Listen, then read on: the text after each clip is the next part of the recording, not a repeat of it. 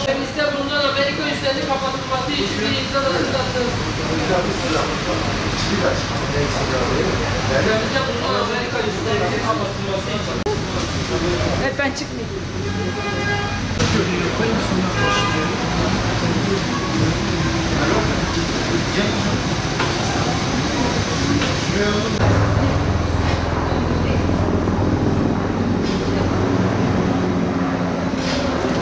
İttifakın Filistin'e destek platformu olarak ben de buradayım. Arkadaşlarımızla beraber belki bugün yarın da devam edecek, 10 gün devam edecek, belki 15 güne kadar da devam edecek. İnşallah niyetimiz her gün burada yazı yazmaktır. Filistin kardeşlerimize katkımız olsun diye ne kadar katkıda bulunabilirsek katkımız olsun diye kalemimizle buradayız. Kalemimizle ne yapabilirsiniz belki sorarsınız. İsim yazabiliriz, söz yazabiliriz, hadis yazabiliriz, farklı şeyler yazabiliriz. Türkçe yazarız, Kürtçe yazarız, Arapça yazarız, Osmanlıca yazarız, Ladince yazarız. Onun için buradayız arkadaşlarımızla beraber. Gelen bütün katkılar ne kadar para gelirse Filistin halkının katkısı olarak biz göndereceğiz. Onlar için göndereceğiz. Onlar için para yazı yazacağız. Onlar için varız burada. Ben bütün kardeşlerimi buraya davet etmek istiyorum. Gelsinler.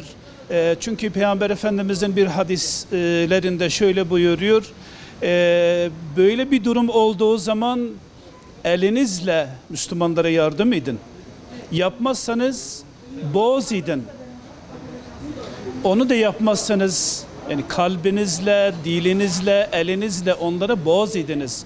Bugün bizim oraya gitmemiz belki mümkün değildir. Fakat en azından elimizle yardım gönderebiliriz. Katkı sunabiliriz, dua edebiliriz, hep beraber olabiliriz, birlik olabiliriz. Çünkü Müslümanların birlik olmaları, onların artık yok olmaları demektir. Bugün dünya için onlar bir tehlikedir. Çünkü sadece Müslümanlar için değildir. Bütün herkes içindir. Bugün Müslümanlardan başladılar. Yarın diğerleri için de aynı şekilde yapacaklar. Çünkü gayeleri ve tarif edilmiş kitaplarında herkesi öldüreceksiniz. Bizden olmayan, Yahudi olmayan herkesi öldüreceksiniz.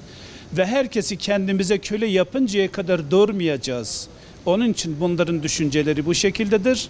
Tabii onların planları bu şekildedir. Fakat Cenab-ı Hakk'ın planı da farklıdır. Yani biz sorumluyuz. Malımızla, paramızla, kalemimizle, birliğimizle sorumluyuz. Bir araya gelmemiz lazım. Hep birlik olmamız lazım. Çünkü birliğimiz dünyaya huzur içindir. Barış içindir. Müslümanlardan zarar gelmez. Fakat Müslümanlara, insanlara, hatta hayvanlara dahi zarar veren insanlara karşı birlik olmamız lazım. Herkesi bu çerçeve içerisinde birlik ve beraberliğe ben davet ediyorum. Bugün buradayız. Elimizden bu geliyor. Gelsinler, imza atsınlar. Hatta memleketimizde, diğer İslam ülkelerinde onların gelirleri var. Onlara yardımlar gidiyor. Gemilerle bilmem nelerle gidiyor. Bütün bunları durdurmamız lazım. Büyüklerimize seslenmek de istiyorum şahsi olarak. Yani büyüklerimizin de bu konuyla alakalı yapmaları gereken, onlarla yapılan antlaşmaları iptal etsinler. Bugün incirliktir, küreciktir. Bunlar durdurulsun. Gemilerle götürülen yardımlar durdurulsun. Hep beraber onlara karşı durmamız gerekiyor. Çünkü onlar da bilsinler ki Bugün eğer bu şekilde zulüm ediyorlarsa yarın onların sonu gelmektedir veya gelmek üzeredir. Ben onlara ahmak diyorum çünkü yarınını düşünmüyorlar.